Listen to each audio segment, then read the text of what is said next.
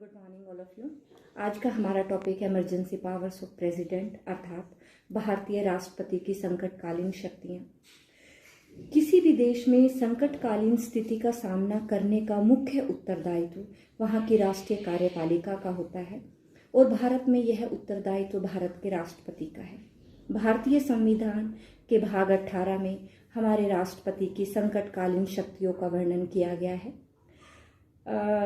संकट काल का सामना करने के लिए भारत के राष्ट्रपति को कुछ विशेष अधिकार दिए गए हैं और इन पावर्स को 3 भागों में बांटा गया है। सबसे पहला है युद्ध, बाहरी आक्रमण या सशस्त्र विद्रोह से उत्पन्न संकट, और इसका वर्णन आर्टिकल 352 में किया गया है।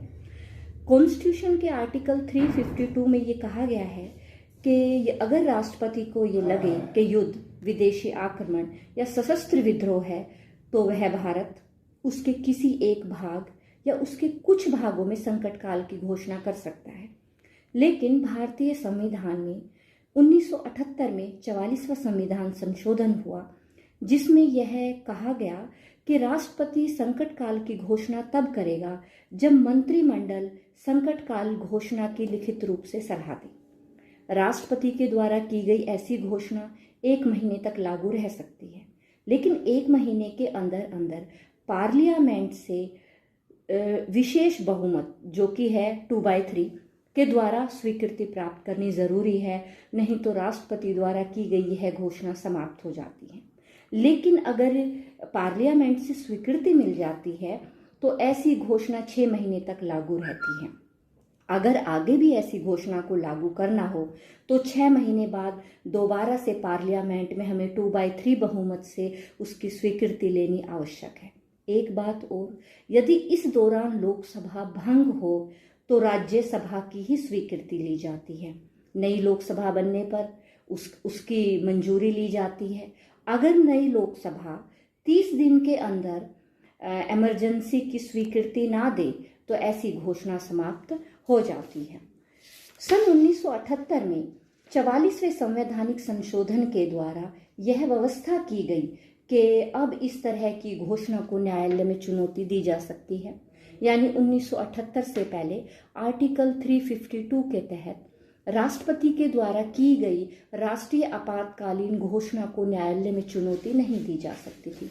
भारत में अब तक केवल 3 बार राष्ट्रीय आपातकाल की घोषणा की गई है। अक्टूबर 1962 यानी भारत चीन युद्ध के समय, 1971 भारत पाकिस्तान युद्ध के समय, और 26 जनवरी 1975 जब इंदिरा गांधी के शासनकाल में आंतरिक गड़बड़ी के कारण आपातकाल की घोषणा की गई थी। यह घोषणा 22 मार्च 1977 तक प्रभावी रही। जो नेक्स्ट है राष्ट्रपति की जो संकटकालीन शक्ति, वो है कि राज्यों में संविधान के असफल होने का संकट, और इसका जो डिटेल है वो है आर्टिकल 356 में। अगर भारत के राष्ट्रपति को सूचना मिले या किसी राज्य का राज्यपाल लिखित रूप से राष्ट्रपति को ये रिपोर्ट करे कि किसी अमुक राज्य का जो शासन है वो संविधान के अनुसार नहीं चलाया जा रहा, तो उस राज्य में राष्ट्रपति द्वारा राष्ट्रपति शासन लगाया जाता है। राष्ट्रपति द्वारा की गई इस तरह की घोषणा कि उस राज्य में राष्ट्रपति शासन लगाया जा रहा है, उसकी मंजूरी 2 महीने के अंदर अंदर पार्लियामेंट से लेनी जरूरी है, नहीं तो 2 महीने के बाद उस जो वो घोषणा है वो समाप्त हो जाएगी। लेकिन 2 महीने में अगर संसद से इस तरह की स्वीकृति मिल जाती है तो फिर ऐसी घोषणा 6 महीने तक लागू रह सकती है। सन 1978 से पहले आर्टिकल 356 के तहत जो राष्ट्रपति शासन है उसकी अधिकतम अवधि 3 वर्ष थी, लेकिन 1978 के बाद यानी 44वें संवैधानिक संशोधन के बाद इस घोषणा को केवल 1 वर्ष तक ही लागू हम रख सकते हैं। जो ये घोषणा है ये सबसे पहले पंजाब में इसका प्रयोग किया गया 20 जून सन 1951 को, यानी कि आर्टिकल 356 के तहत सबसे पहले पंजाब में इस घोषणा का प्रयोग यानी राष्ट्रपति शासन लगाया गया था। और अब तक इस शक्ति का प्रयोग केंद्र के द्वारा 126 बार से भी ज्यादा राज्यों में राष्ट्रपति शासन लगाया जा चुका है। पंजाब में जो संकटकालीन जो शक्ति थी, ये संकटकालीन जो परिस्थिति थी, उसका सामना करने के लिए संविधान में 59वें संशोधन किया गया, जिसके तहत राष्ट्रपति शासन की अधिकतम अवधि को 3 वर्ष किया गया था। लेकिन 64, 67 और 68 संवैधानिक संशोधन के द्वारा इस अवधि को 6 महीने करके आगे बढ़ाया गया। एक बात यहाँ और ध्यान देने लायक है कि 1994 में यानी 1994 में सर्वोच्च न्यायालय ने ये कहा कि राज्य सरकारों को बर्खास्त करके उस किसी राज्य में राष्ट्रपति शासन जो लागू किया जाता है वो न्यायालय की समीक्षा के अंतर्गत आता है। एक और बात ध्यान देने वाली है कि अगर किसी राज्य में राष्ट्रपति शासन लगाया जाता है तो राज्य सूची में दिए गए विषयों पर कानून बनाने का अधिकार संसद को मिल जाता है, लेकिन जो राष्ट्रपति है वो उस राज्य के उच्च न्यायालय की शक्तियों में कमी नहीं कर सकता। इसके अलावा उस राज्य के गवर्नर को राष्ट्रपति के द्वारा राज्य का प्रशासन अस्थायी रूप से सौंप दिया जाए। नेक्स्ट है वित्तीय आपातकाल, जिसका की डिटेल है आर्टिकल 360 में।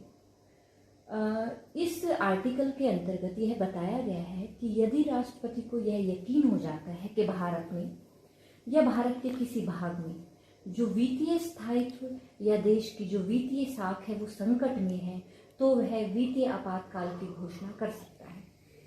और इस तरह की घोषणा को पार्लियामेंट के अंदर 2 महीने के अंदर अंदर स्वीकृति मिलनी जरूरी है, नहीं तो वित्तीय आपातकाल की जो घोषणा है वो अपने आप ही खत्म हो जाती है।